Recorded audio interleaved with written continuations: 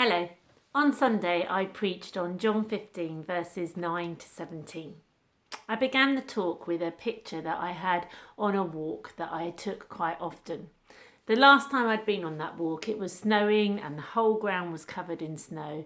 And then a few weeks later, I was on the walk again and there was real signs of life. There was blossom, the daffodils, there was green shoots. It was a complete contrast. And I feel like God was using this picture to just encourage us as a church that whatever our year has been like, whether we still feel like we're in winter, spring will come. And He wants to encourage us that He is at work in us and through us. The second part of the picture was looking at the wide angle that the path seemed to not have changed at all.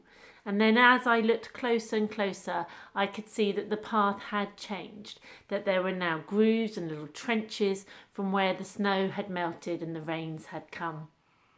I felt like that God was using this picture to show us that on an outside look, we haven't changed, that we still probably all look the same. But actually, we are different, and God wants to prepare us and encourage us for this next phase of when we're coming back and being able to see each other physically more and more. And that led me to look at John 15, 9 to 17.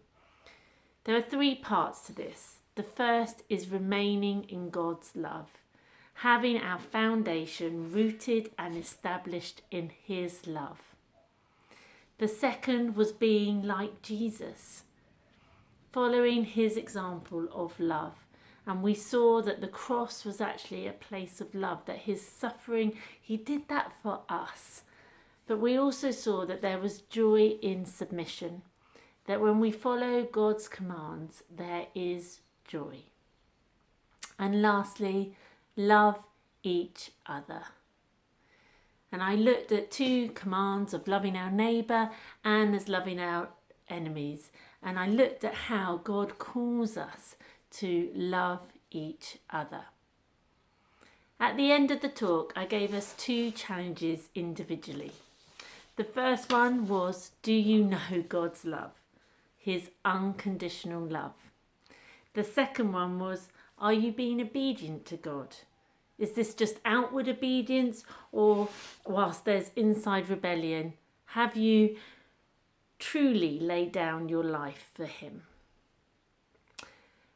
And then as life groups, as we meet wherever you are, whether it's the Monday, Tuesday, Wednesday or Thursday group. So I've got 4 questions for us to think about as a group together. The first is this.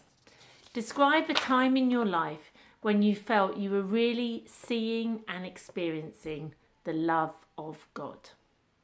Secondly, what practical ways can you remain in God?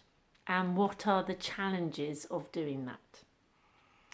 Thirdly, have there been times in your life when you have obeyed God and times when you found that difficult? Why did we act like this? And then fourthly, describe a time in your life when you really saw love in action. What were the key things you saw? How could you apply the same principles in your current either situation in church or in your family or in your workplace or in your neighbourhood? It's been great to share these principles with you. I hope you have a great time in your life groups, and I look forward to seeing you all soon. Bye.